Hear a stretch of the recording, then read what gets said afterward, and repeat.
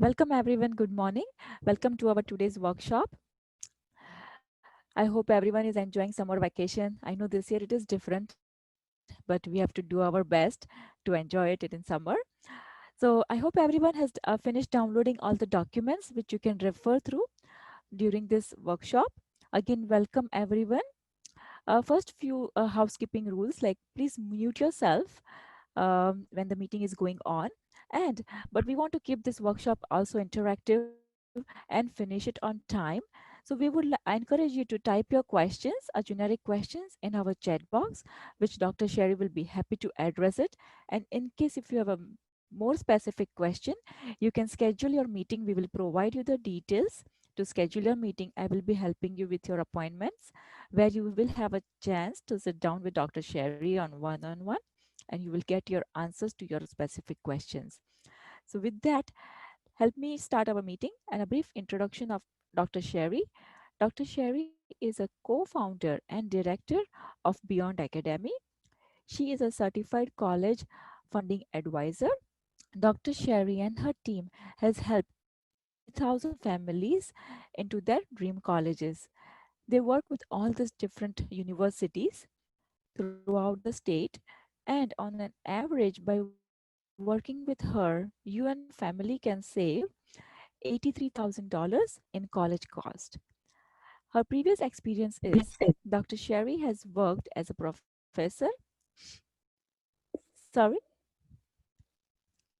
she has worked as a professor, as a senior manager of a Fortune 200 company, and she has also served as a director of an international nonprofit organization. So, with that, help me welcome Dr. Sherry. Thank you, Baravi. Welcome, parents and students. I'm Sherry. I'm the founder and director of Beyond Academy. Our team consists of dozens of experts in college preparation, student mentoring, and college funding preparation. As a team, as Baravi introduced, we have helped over 3,000 families in the past. And our goal is to help our students get into their dream colleges. And also, we want to help the family during the process so they don't have to be so stressful. Okay, we want to make today's workshop interactive and fun. So before we start, we have important questions we want to ask you. So what do you think is the best time to start college planning? We'll launch the poll, so you should see that on your screen. We'll wait for a second so you can have your input there. Very cool. So we get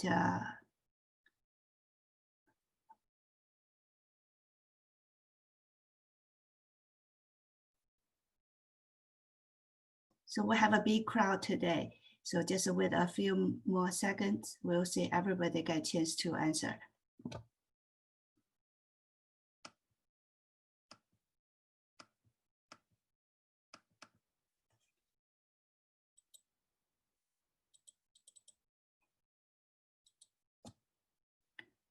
All right, seems like 82% of people have already voted.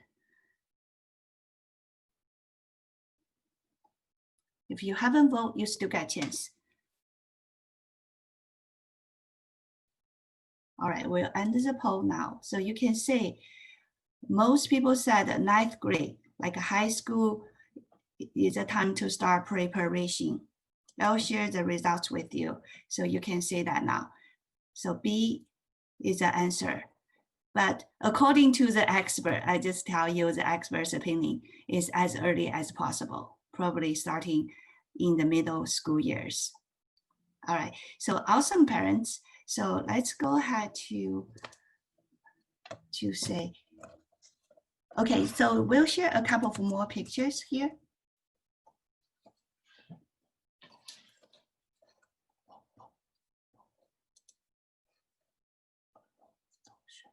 Stop sharing the results.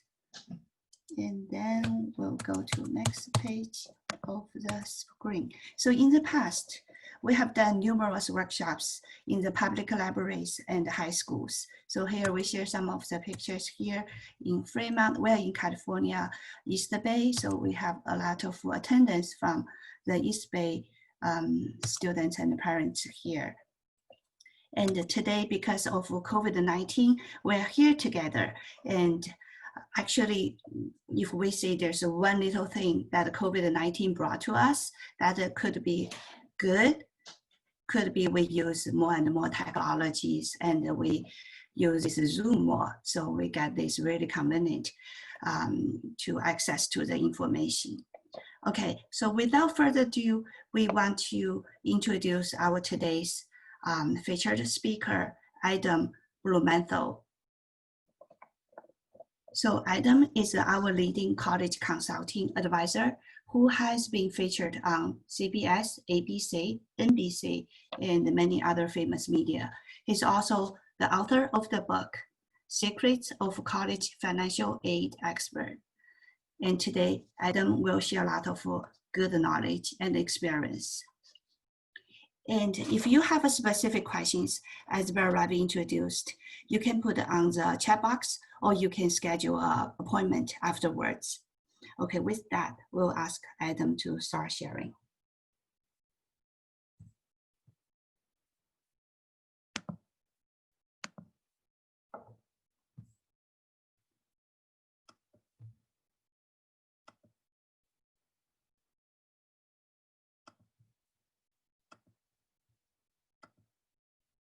For scoring higher on financial aid process. Parents' biggest concerns. So the title of today's webinar is College Funding, the Secret of a College Funding Expert, an insider's guide to college admissions and financial aid. Unfortunately, today I need to cover another topic in today's workshop, parents' biggest concerns regarding COVID-19. So that being said, today I'm really going to go through a lot of information. On the evaluation form I've attached, I know one of the bits of feedback that you might give to me is you move too fast. You don't give me enough information in one particular area or subject. I already know that, but I can only cram in literally hours of information in a short presentation. So if you have a question, if something hits a hot button for you, or you want to go over with me or one of my authorized advisors in more detail for your specific situation, I'm going to be offering a free 1-hour personalized college admissions and financial aid evaluation to each and every one of the families attending today's presentation. Obviously, everyone today will want to take me up on this offer, and I'll share with you how in a few minutes. But with everything tonight is completely generic, right? I can only hit the generic aspects of college admissions, the college financial aid process, how COVID-19 might affect your child's chances of getting into their dream college, and more importantly, how you pay for that tuition bill in these uncertain times. Your family's specific situation is what we can talk about in our one-on-one consultation. So without further ado, let's kind of jump into this. Our research has told us, and we've been doing this for over 10 years online, and our research has told us that everyone responded to our personalized invitation, or why did you respond to the email you received, the referral that you received? Why are you here today? And then why did you take advantage of the free consultation? Or then why did you decide to potentially engage in our services? There's actually 6 top concerns that are top of mind. That being said, I'm excited to offer some real-time solutions to your biggest concerns regarding this historic virus. This is a fluid situation every day, and new information is coming fast and furious. Where do you go for that information? Do you go online, Facebook? How reliable is the information? Can you trust it? What about not having enough time to stay on top of everything that's involved? By a show of virtual hands, who does college funding planning as a full-time job? I think I might be the only one with my hand up. Everyone else has something else to do 9 to 5. Even before the 9 to 5 starts, you have your parental responsibilities, your spousal responsibilities. You're going here, you're going there. The last thing you want to do is at 9:30 to 10 at night, put your college admissions cap on that and the hours of research for the right school with the right fit for the right reason. Where your child has the proper ACT, SAT scores for admissions, or they're in the top 75 percentile. I mean, who's excited about that? And then it's not just the admission side, it's the financial side. Does this school give money? Does that school give money? How much of it is free? How much of it is in form of loans, right? This stuff can take a lot of time to do proper research. On the same note of coming home late, trying to do this, who's ever filed a FAFSA form before? It's not overly difficult, right? but there's literally over 100 questions you have to answer and put information in, and that's just the FAFSA. Who's filled out the private school forms called the CSS profile? That's the additional form. And then if children are looking to go to those elite schools, those Princetons, Harvards, Yales, MIT, Stanfords, they have their own institutional forms they want you to fill out. If you're doing this late at night under candlelight, maybe a couple glasses of wine, maybe mistakes could happen, right? What about deadlines? For those families that have been through this process, they're probably already aware of the school can have 6 or 7 different deadlines for the admissions application. So if we all heard the regular application deadline, there's certainly a date and a time when your child has to get that application in. Obviously, there's early decision, early action application deadlines. There might also be a rolling application deadline. We'll talk about that in a little bit. An essay deadline, a financial aid deadline. Just for one school, there might be 6 or 7 different deadlines. How many children are applying just to one school? Very few. So there's a lot of opportunities to make mistakes here. And again, we're not even talking about the changing deadlines due to the COVID-19 disruption. By the way, I used to not ask this question until it really happened. Do you even know all the schools your child is interested in? If they're a rising senior in high school, do you know all the schools they're applying to? I actually had a parent who didn't know any of the schools that they were applying to, and there were some big name schools there, and the parent just completely got flushed and was like, oh my God, we can't afford those schools. What if they actually get accepted? How are we going to figure out how to pay for it? Which leads me to the number one reason mistakes can happen. When you're filling out the financial aid forms or the college admission forms, does your child know exactly how much money you make or how much money you have or how much in taxes you paid last year or what's the adjusted gross income? Should they really be filling out those forms? Probably not. You know, it might not happen, but it does happen because parents get busy, students want to take on that responsibility themselves, and that's where mistakes start to happen, which makes parents feel really concerned they're going to not get as much financial aid as possible. They're going to do something that causes them to not get as much financial aid as they're eligible for. So one more quick question. Who here feels like they have a plan for admissions, how they're going to pay for it? Honestly, right? I expect this is why you're watching today. But do you have a plan on how to figure it out? Just like when your children were born, they didn't hand you your child with instructional handbook, right? You got to kind of figure it out along the way. So typically our oldest child, they're our guinea pigs. So we make mistakes with the older children and we get better and better with the younger children. It's kind of how the process works for college admissions and financial aid and even how to pay for it. There's no handbook for us. For years and years and years, colleges and universities have been purposely, I wouldn't say being deceitful, but withholding information from us because guess what? They want us to pay as much out of pocket as much as possible so they can hold on to that money. So with that being said, let's jump into those concerns. Number one, everyone had experience or heard the news SAT and ACT test centers are closed during this COVID-19 outbreak. The confusion of what centers are closed, moved, even reopened, then closed again can drive parents crazy. With all this being said, my advice is to go right to the source. College Board, which has been great through this whole process, has a link on top of their website explaining the most up-to-date information regarding their rescheduling tests, making up tests, refunds of fees you already paid, etc. In addition, it's important to keep up to date on which colleges are waiving their SAT and ACT requirements for next year's incoming freshman class. You hear me say this time and time again today. You need to make sure you have a reliable, knowledgeable, and most importantly in this day and time, accessible resource for these important college admissions changes. In addition to SAT, ACT concerns, many parents are even more frustrated with colleges canceling their live tours and visits. Picking the right school for your student is extremely important, and not being able to visit or revisit the campuses is a major hurdle. Much like buying a house, you're about to spend hundreds of thousands of dollars on your children's college education, and you don't want to buy this expensive experience sight unseen. So what are your real options? The first solution, the most obvious, would be to visit the school's website. Many schools offer great pictures and information about their campus. This is where many families stop, and I feel like that's a major mistake. Here's how to take back some control in this part of that college process. Visit some dedicated websites like collegetours.com or even my favorite, youvisit.com, youvisit.com. These websites have invested millions of dollars to give you some of the best, I would say, free virtual college tours available. In addition to just using your computer or iPad or iPhone to virtually visit college campuses, there's a relatively new technology that can help really enhance the experience. It's called virtual reality. As you can see here, I tweeted back in 2015 about using virtual reality. I was lucky enough to test a new toy that was in development called the Oculus Rift. This would later turn into one of the most popular virtual reality headsets in the world. While interning for me, there were some of these high school students who were able to go on virtual tours of Harvard's campus in this example.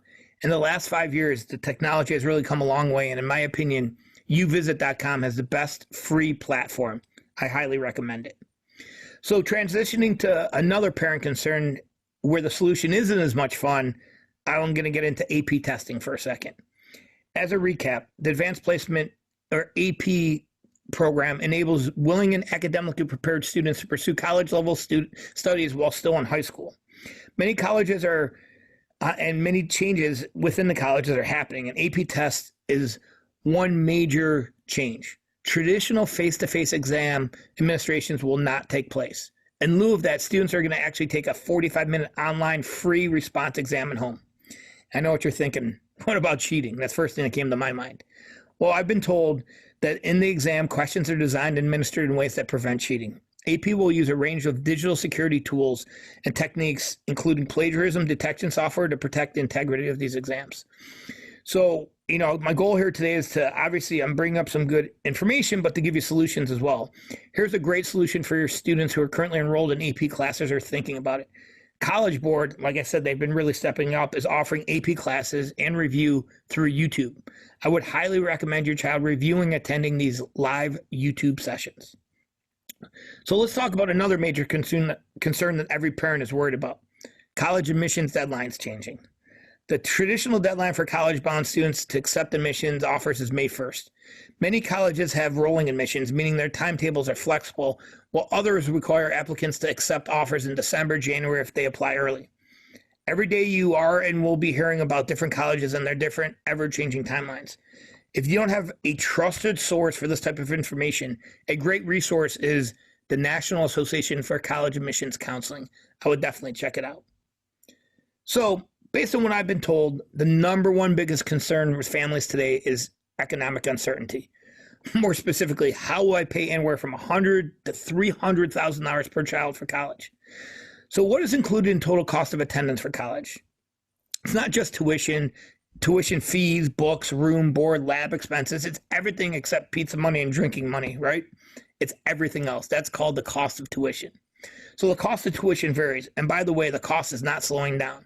This is increasing about 6 to 7% every year. It's not showing any signs of backing off, especially in this hostile environment. And why is that?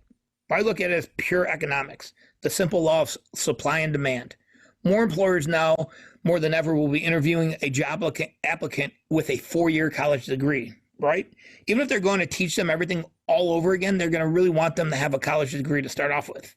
That's never been more social pressure for children to have a college degree. So now more undergraduates enrolling in higher education programs than ever before in history. And there's less government and state support per student than ever before in history. It's the simple law of the supply and demand. And by the way, if you take these schools, and when I say schools like Ohio State University, for example, Ohio State has a cost of attendance right around, I'd say, $28,000 a year right now. So let's just round that up to $30,000 a year over the next few years. Do you know how long it takes the average student just to get a bachelor's degree? The national average on how long it takes a student to get a bachelor's degree, 4, 5, 6 years? Well, we'll stop there. It's about 5.8 years on the national average. 5.8 years. If you go to any school admissions page, and I was there today because I was updating some numbers for the presentation, they don't publish 4-year graduation rates. Do you know what they publish? 6-year graduation rates. So at the schools I'm going to show you on later on, they're boosting about a 93% 6-year graduation rate. So that means a degree from Ohio State on average costs about $30,000 a year. That's $180,000 for a bachelor's degree from Ohio State University. But it's not just OSU. University of Michigan, UT Austin, University of Florida. It's any in-state school. It's going to be between $25,000, $30,000 a year. Multiply by that by the number of children you have. Can you see how this becomes a bigger than maybe your mortgage balance that's outstanding? And you're having significantly less time to pay for it. And you're even eyeing retirement probably when your youngest is graduating from college. Retirement. At least the number of years is right around the corner when you would like to retire. These are all issues we're facing. Is any of this resonating with anybody watching today? I'm sure it is. So let's get into some myth versus reality. I make too much money. I'm not going to qualify for financial aid. Myth or reality? To me, that's a myth, guys. But if you go to the soccer game, talk to the other parents, or go to the coffee pot at work, talk to one of your coworkers who did this a couple years ago, be careful. If you talk to your brother or your sister, you don't really know how smart their child is or how well they did or their financial picture.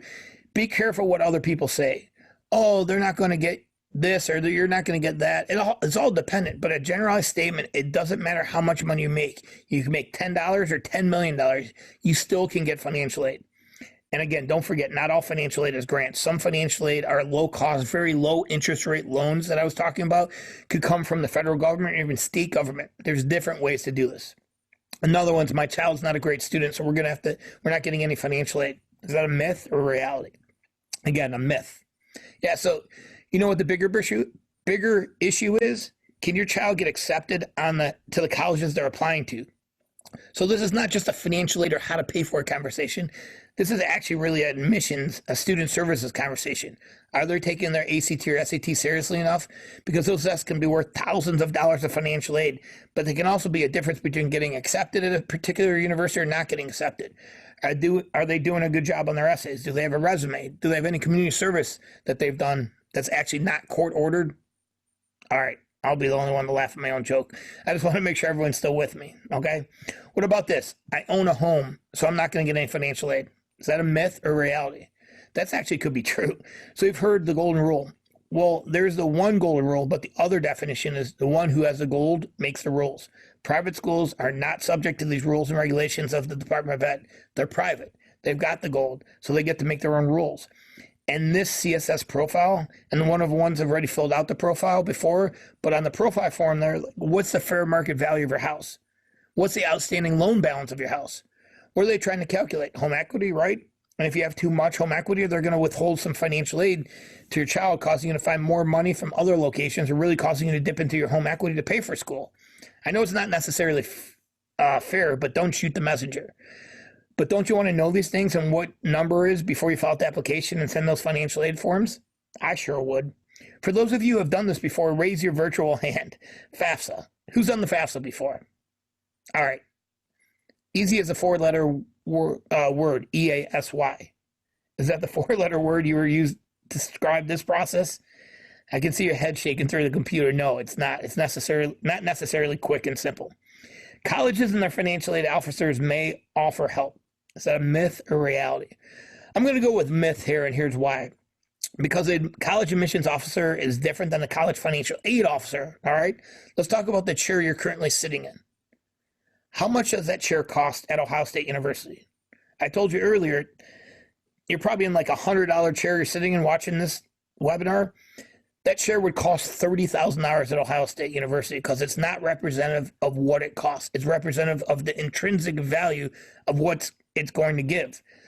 Now, that chair at your local community college may only be $5,000. The chair at Duke or Princeton or Yale or Harvard or MIT, it could be a $75,000 chair you're sitting in, and everywhere in between. You submit an application for admissions, guess what? They will do everything in their power to get your child to go to the school, assuming they have the grades, the resume, and everything else is in line. But once your child gets accepted, you get handed off to a college financial aid officer, right? If you've been through this before, exactly what I'm saying. So you get a college financial aid officer. Guess what their job is? First of all, they have a boss, and then they have a boss. It's the chancellor of the university. What does the chancellor of the university ultimately want to see? How big that endowment fund is getting for the university, right?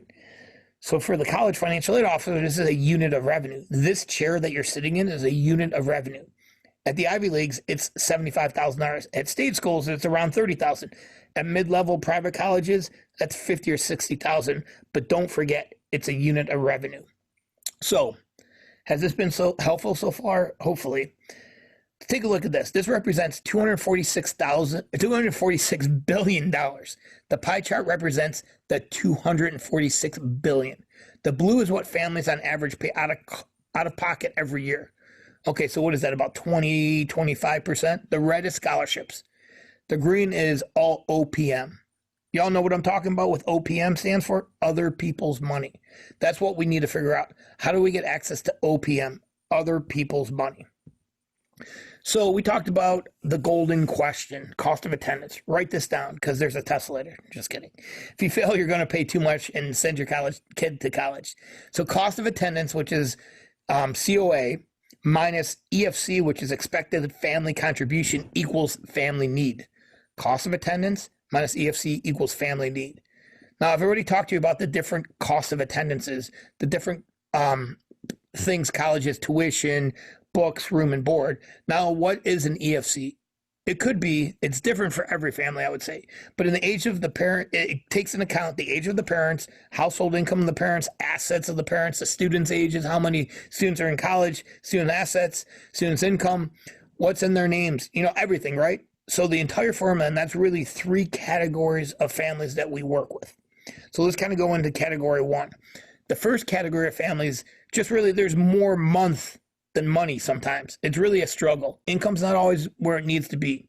Savings are nowhere close to where they want them to be, maybe non-existent. Maybe there's some net that we have to take care of. This type of family with a student that has the ability to get accepted to the universities that are applying to, this type of family will qualify for maximum, and I repeat, maximum financial aid need-based dollars. But they still have to submit all the forms 100% accurately and on time. If you don't submit them 100% accurately on time, there could be issues. So if I'm an admissions officer, a financial aid officer, and I'm receiving financial aid forms, and as they come in, there's a stack over here that are done properly. And then there's a stack that to the right that might be missing one item. They're going to put that, stack on state on the right form and miss the household income, or maybe you just missed something, misspelled something triggered them to say this is wrong. Which ones do I get them all in? I'm going to process first if I'm the admissions counselors. Obviously, the ones that are done correctly. So I'm going to go back to the family here and say, hey, please correct this form and fill it out. But by the time it may be 6 or 8 weeks later and the majority of the money has already been spoken for, I cannot understate how important it is to get the forms in accurately and on time. Okay, does this make sense? The second category of families that work with, depending on the school, is looking at our state schools, private schools, Ivy League schools. Depending on the schools, and depending on how mom and dad have positioned their income, their assets, could be the difference between getting the maximum financial aid dollars and zero financial aid dollars. And it's probably the majority of the people watching this webinar today, because the majority of the people we work with. Don't you want to know what it looks like before sending out applications, before we do financial aid forms, before we get the hopes and dreams up of our children, and before we stress out at night wondering, oh my God, what if my child actually gets accepted? How are we going to pay for it? Does anyone else feel that way? Sure, honey, you can apply. Again, you want to know before going into it. And then we've kind of got the category 3 families. Category 3 families blessed with great income, blessed with great assets. Money's not, for this type of family, is really a problem.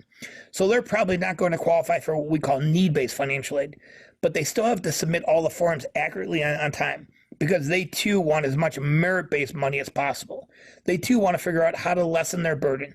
They might have the ability to pay cash. They might just not want necessarily to have to pay cash if there's anything legally and ethically able to be done for them, right? So in these types of families, we definitely look at CPAs and accountants, because there might be some income tax savings we can take advantage of. If we can save, say, $5,000, $10,000, $15,000, $30,000 a year of income taxes for this type of family, and it was legal and ethical, and CPAs have signed off on it, isn't that like getting a scholarship? You know what? As long as you don't have to pay it back, that's exactly what we're trying to accomplish. All right, now, if you could, in theory, get a free ride, and free rides are really hard to come by, if you could, in theory, get a free ride and you don't have to pay for college, instead, you take that money you've paid for college and put away in some account, let's just say 6% for 15 years, it would turn into a little over $190,000 available for retirement. Pay the house off, something for you to use that you can actually do something with, as opposed to going to those rich college and universities.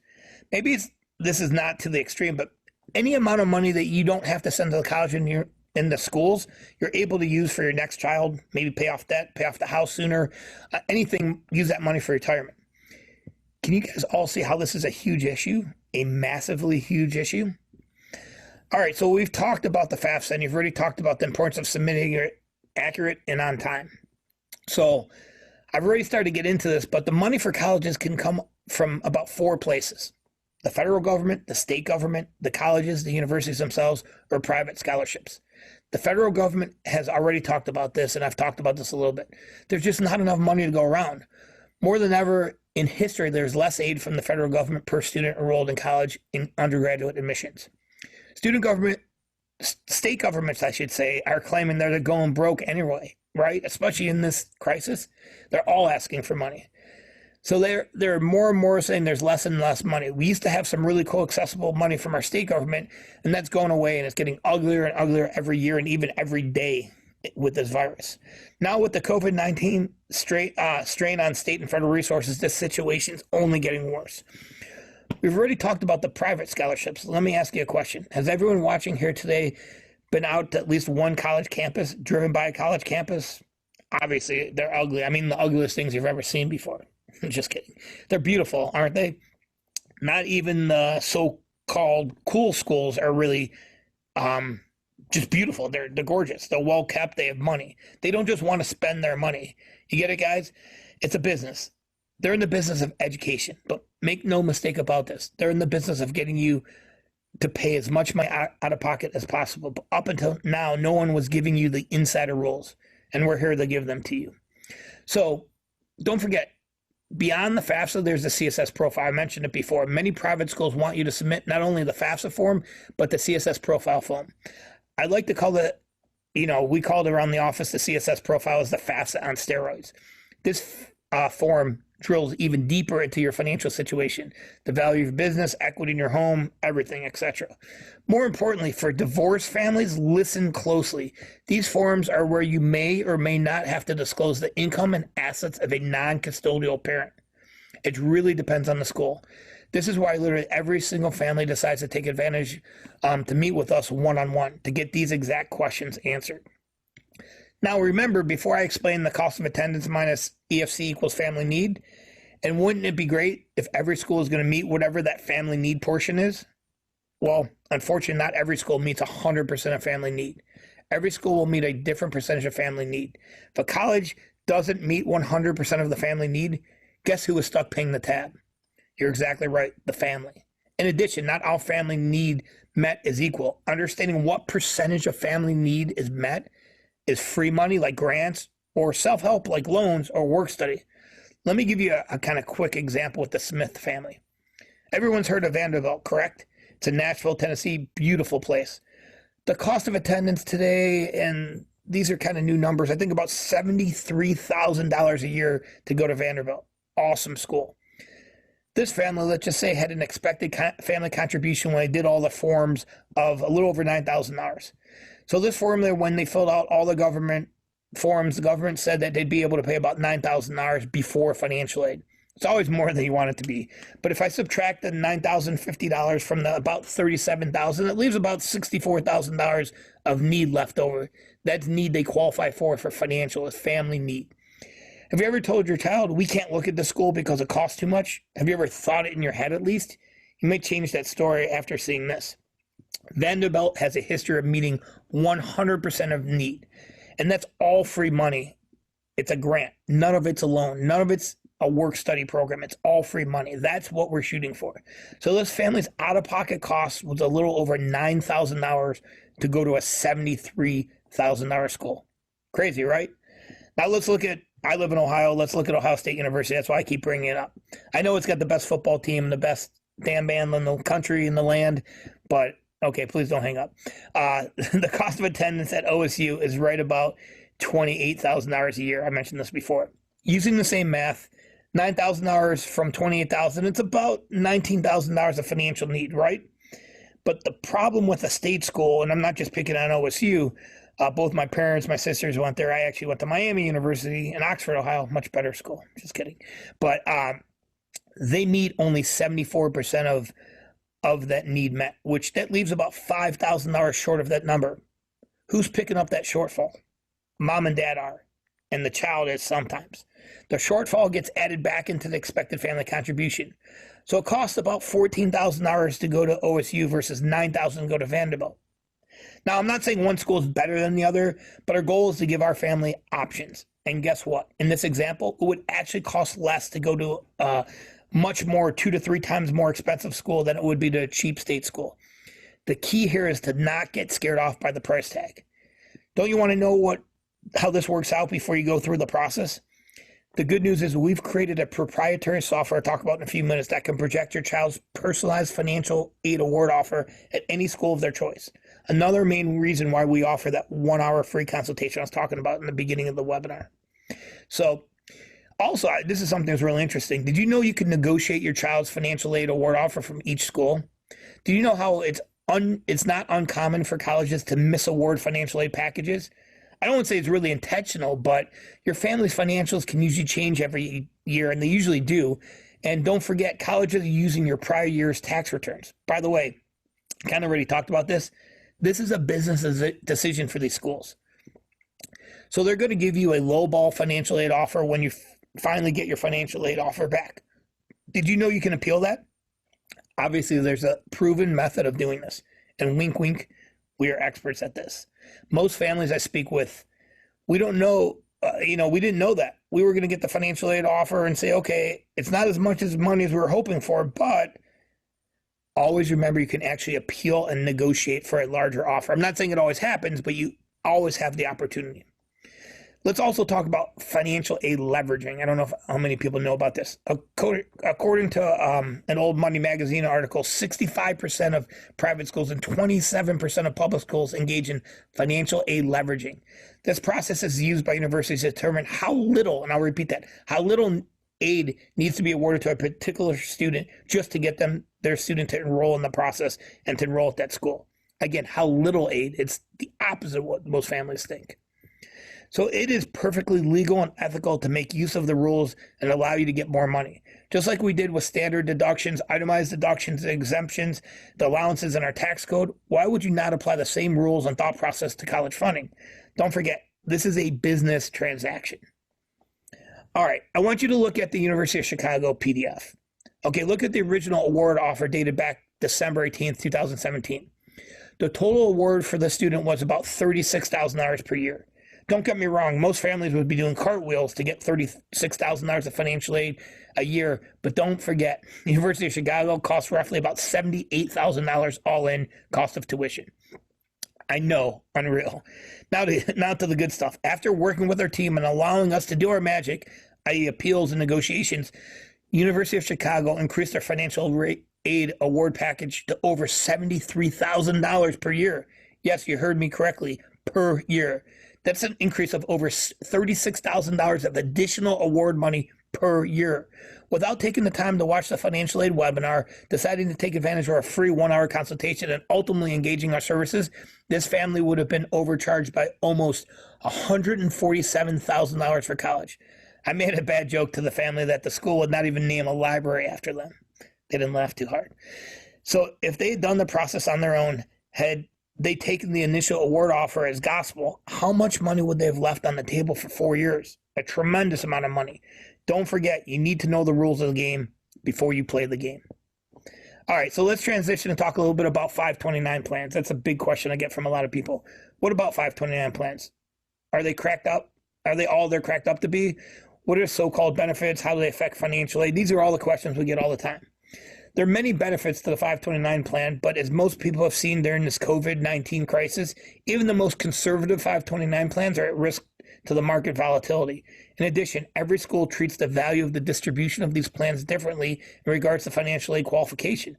The FAFSA traditionally treats it as a parent asset, but colleges that use the CSS profile can treat it any way they see fit. Think about it from their point of view. Let's say you have two students looking for financial aid, and one student has $75,000 in a 529, and one student has zero. Which student do you think they're going to be giving a larger financial aid package to? I know it's not a fair process, but don't forget, this is a business. I'm not telling you to go home and blow up your 529 plans and put it in a tin can in the backyard. I'm not saying that. What I am saying is make sure you have someone competent in understanding the rules and regulations of 529 plan distributions, because they're not all they're cracked up to be. Again, we know families who use them quite a bit. Sometimes it works, other times it doesn't. It's just a case-by-case situation. So let's go a little bit more into tax laws. I'm sure everyone on the webinar is completely up to speed on every single tax law that exists in our code. But you have to understand how these complicated tax laws and regulations impact financial aid, right? It's crucial. Tax law is different than financial aid forms and financial aid process. So it can be a crazy confusion, add confusion and complication to the entire process. But we want to make sure, for example, what are your restrictions on using IRAs, for an example, for college expenses? Do we all know that? I'm sure we all know that, right? Should you refinance your home to pay a college loan off? Does that make sense? Do you make too much money to qualify for that lifetime learning tax credit? Did you even know what that even was? All of these things are important when it comes to your individual situation based on the schools your child is looking at. So what can you do? How not to become a casualty? Well, number one, when should you have started doing this? In my opinion, 17 years ago. Yes, exactly right. The day your kids were born. There's a proverb that says the best time to plant a tree was many years ago, but the second best time is now. The only time it's too late for college funding services and college planning is senior year of your student's college career. Senior year of college.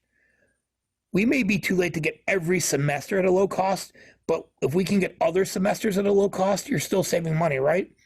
We should have started doing this a long time ago. Having a freshman in high school is probably what I would say the right time to leisurely pace through and not everything has to get crammed in. But that being said, we can still do a lot of good for rising seniors in high school. It's not too late. Believe me when I tell you, most of our clients will bring on this year are rising sophomores, juniors, and rising seniors in high school. Current juniors, sophomores, and freshmen are ideal. Now is the best time. I don't know a better way of putting this.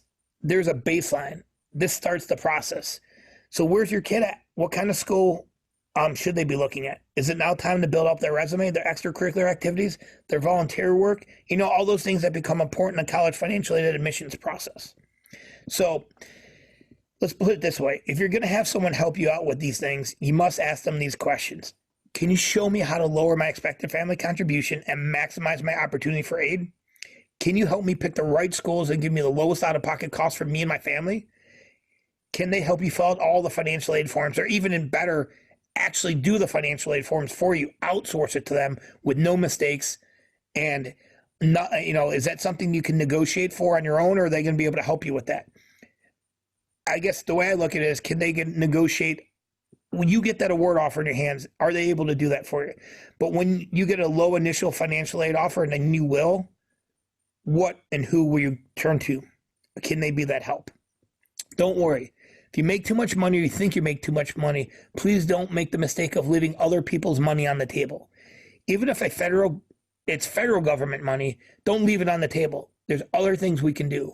We can do merit-based services for your child. We can try to do cash flow strategies. There's no such thing as making too much money. I keep saying that. So what are your options? You can do it on your own, and the colleges and universities will love you for doing it on your own, just like every other family in history has done. You could let your accountant do it for you, but most accountants and CPAs will tell you they don't want to be in that business. It's a completely different mindset, train of thought, skill set, etc.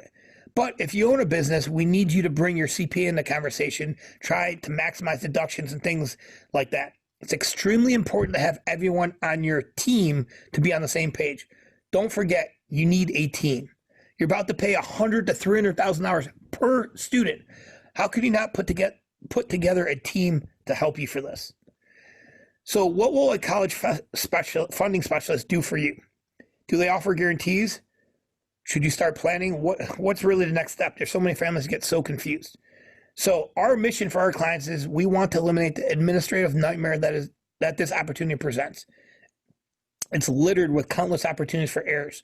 So many places where small errors can be made can have a huge impact on your overall process. The College Authority and its nationwide network of authorized college funding advisors are trained experts in college admissions and financial aid planning. We want to make sure we use our sound financial planning strategies with you guys, and we integrate that with the college admissions and financial aid process. And then we have to implement that strategy for you. It's one thing just to talk about it, but want to implement admissions for your children so they can get accepted, financial aid strategies to reduce your overall college costs, and college funding strategies to make sure you do it in the most cost-efficient way possible. So here's our guarantee. No hidden clauses, nothing in fine print. If you're not thrilled with our services for any reason, we'll refund your fee pro rata with absolutely no hassles and no hard feelings. Here's our other guarantees for you. We will create a personalized plan for you. Every cash flow modeling we do is personalized because every family makes different money. Every family has different ages, different number of children, different types of schools. We will negotiate on your behalf. With our years of experience, we know the process, including the verbiage and terminology to use to extract as much money from these universities as possible when possible. Don't forget, this is a business. When we have time, we will interview your student, a personal profile evaluation interview with our college counselors to make sure we're going after the right school, for the right degree, for the right personality of your child, not because their friend is going to that school. We have a team of experts that will complete all of the financial aid forms for you and your family on time with no mistakes. We'll create a list of the right schools that you should be picking from. And we will do income and asset planning to reduce your EFC as much as legally and ethically possible. And most importantly, give you peace of mind, knowing you did everything possible to help your child pick the right fit major at the right fit college and help you pay the least amount of out-of-pocket money as possible. So by a show of virtual hands, how many of you are interested in knowing what your financial aid package might look like at the schools you're interested in before you apply? And the one other, how many of you are interested in knowing if there are any strategies that you can take advantage of to help increase the chances of enrollment of your child while making it more affordable to you? Okay, everybody can put their hands up. So here's what I need you to do. Please click on the online scheduling link and pick a day and time that works for you and your family. Each free evaluation takes about an hour, give or take, depending on your unique situation. Now, in order for this consultation to be free, here's what has to happen. Number one, in order to facilitate the volume of these free consultations we hold, we ask that you schedule your appointment right now. These opportunities are first come, first served, so make sure you go click on that scheduling link ASAP. Number two, if you're married, both parents must attend. Really, anyone involved in the whole college process, custodial, non-custodial parents, guardians, everybody that's involved in helping make this decision.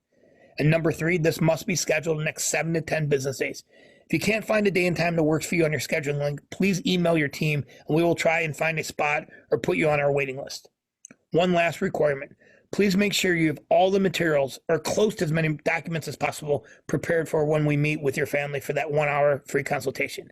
The what to bring sheet is included in the webinar materials. So one of three things will happen as a result of that initial free consultation. Guaranteed one of these three things will happen. You meet with myself or one of my authorized college authority advisors for an hour. You just get to ask us all the questions you've been dying to ask somebody, and we're going to answer every one of them for you. And you'll be on your way. And we'll kind of give you a virtual business card in case you ever need to call us for anything. And we're all fine with that. That happens sometimes. Or number two is we'll meet with you and really don't know how to start the conversation. We're going to ask you start talking about your child, some questions, their academics, their scores, their ranks, I would say their finances, everything, the schools. We'll realize there's a partnership involved in here somewhere. You're good at some things, we're good at other things. We'll make sure we can do something together to help you out and add value to that. Or the last thing, which happens the majority of the time, when we meet, we ask you a ton of questions. You answer those questions. You ask us questions. We answer those questions. And then you realize you're kind of way behind the 8 ball on this.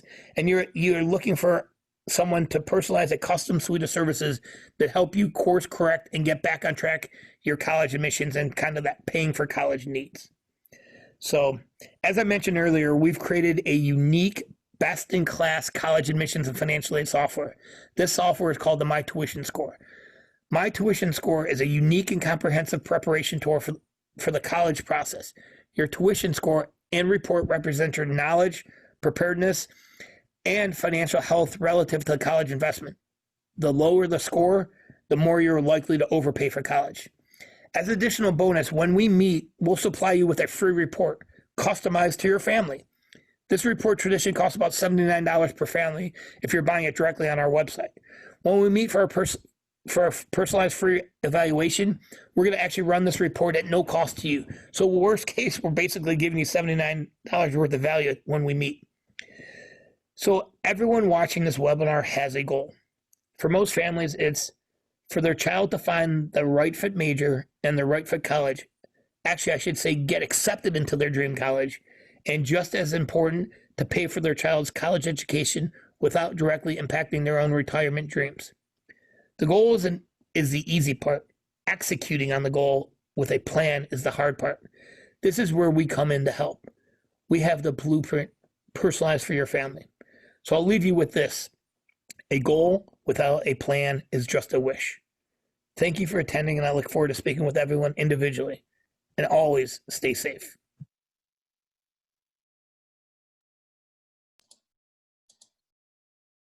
So Adam gave us a really good information here, isn't it? And this is a sample page of what this My Tuition School can bring to you. So you can take a quick look. Basically, you could understand the schools you want to attend, what's the cost of attendance, and what's your family EFC, and what's the opportunity you can get the financial aid, and how much you need to pay from your out of pocket. And most importantly, you can understand a little bit about what's the strategies you can use in order to lower your EFC and get more eligibility for the financial aid. So you can plan ahead on that. So this is appointment. Well, let me go to here. This is a place you can make appointment. As Adam said, we carved out a period of time for appointment, and we have a large crowd, and today we have almost 100 families here online. And if you want to make appointment, you can do it now, and we will spend some time here in case you have questions. I already see some questions online. Can you share the download link? Okay, so some people are asking about the download link. I'll share here right away.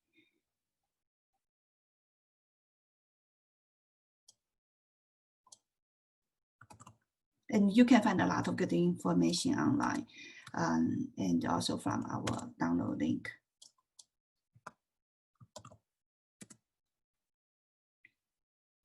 And always you can call us.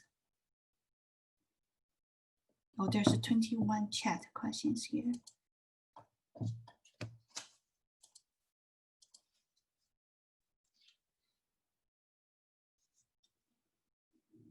So this appointment is pretty flexible.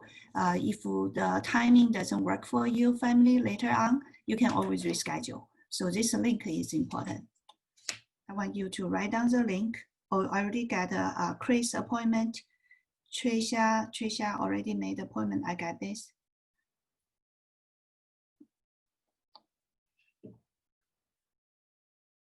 So I have the appointment link like in the chat box as well. You can just copy it and then just make appointment online. And you will receive, I have a I have managed appointment too. And you will receive phone call or text from Baravi. And also you will get some instructions about this appointment so you can make this really productive for your family. I have a Tony's appointment too. 1, 2, 3, 4. We got many appointments already.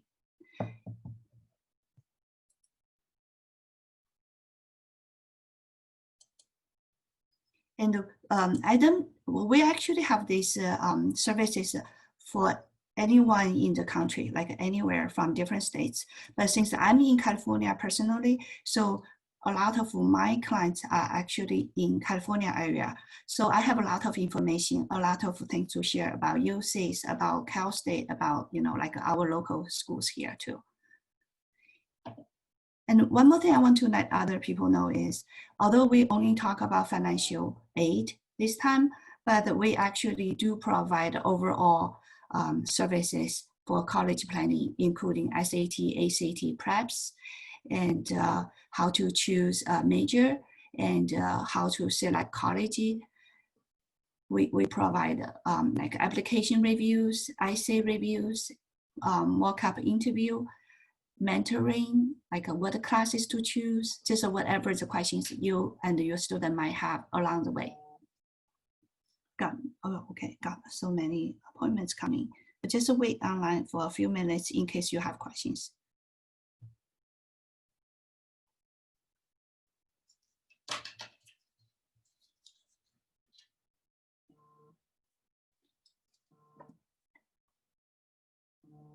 Oh, police would like to make appointment for us. So I have another parent that would like to make appointment and send me a text message. The easiest way to us to make appointment is just use this online link, because you will have a lot of choices online. Will be easier for us to make appointment. If you can do, Alexandra, I see your phone call message here. You said you would like to make appointment, and you said Saturday. So most Saturdays are gone very quickly. So if you can go online on this link, and then you can maybe find a Saturday morning still available for you. If that still didn't work, probably it's already taken by others. Can you look for other schedule?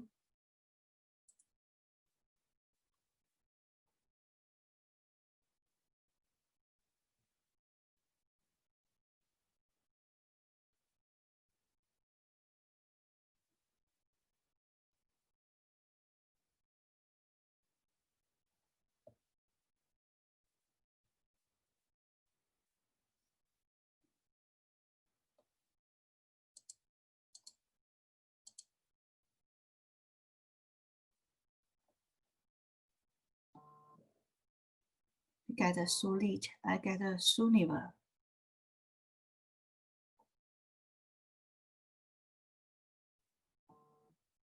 Get a Rini, get a Mita.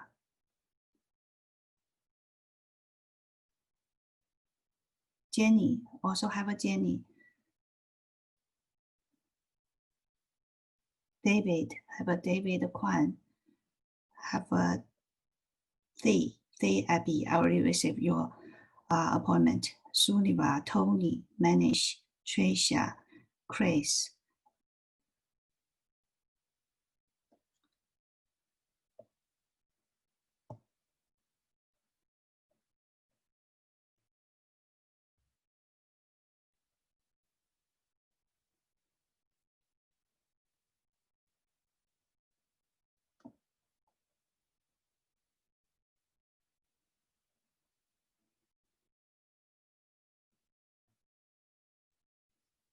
Okay, so it's 11 o'clock now. So if you still have questions, you can stay online. I'll still be here for a few more minutes. If you are done, you can leave. You can leave the meeting. Thank you again, and I'll see you on Zoom again for the appointment with you. And I got another one. Let me see. What's another one I got?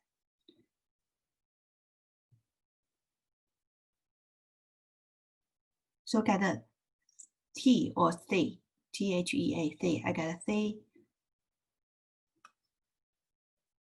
That's a question.